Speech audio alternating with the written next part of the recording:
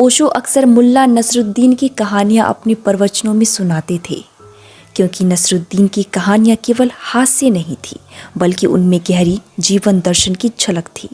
ओशो मानते थे कि जीवन को हल्केपन और हंसी के साथ जीना चाहिए, क्योंकि गंभीरता हमें जीवन का आनंद लेने से रोक देती है। नसरुद्दीन और उसकी खोई हुई चाबी। एक दिन मुल्ला नसरुद्दीन सड़क पर बैठकर कुछ खोज रहा था।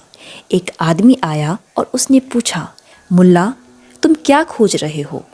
नसरुद्दीन बोला, मैंने अपनी चाबी खो दी है। वह आदमी मदद करने लगा। थोड़ी देर में कुछ और लोग आ गए और सब मिलकर चाबी खोजने लगे। तभी किसी ने पूछा, मुल्ला, चाबी कहाँ खोई थी? नसरुद्दीन बोला, घर के अंदर।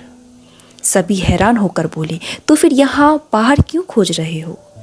नसरुद्दीन मुस्कुराया और कहा, क्योंकि यहाँ रोशनी है। ओशो का संदेश इस कहानी से साफ साफ नजर आता है। इंसान बाहर खोजता है जबकि सब कुछ भीतर है। हम सब खुशी, शांति और आत्मज्ञान को बाहर दुनिया में खोजते हैं, जबकि वह हमारे भीतर ही है।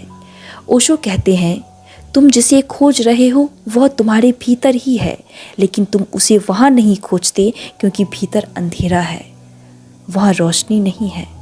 हम गलत जगह समाधान खोजते हैं। जैसे नसरुद्दीन चाबी बाहर खोज रहा था, वैसे ही हम अपनी समस्याओं के समाधान बाहरी चीज़ों में ढूंढते हैं, धन, प्रसिद्धि, सत्ता। लेकिन असली समाधान हमेशा भीतर होता है, जागरूकता, प्रेम, शांति।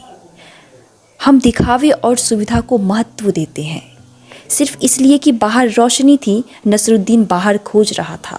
इस तरह हम आसान रास्ता चुनते हैं, भले ही वह गलत क्यों ना हो। ओशो कहते हैं, सत्य खोजने के लिए कठिन रास्ता पर जाना ही पड़ता है। आप मुझे कमेंट करके बताएं आपको यह वीडियो कैसा लगा।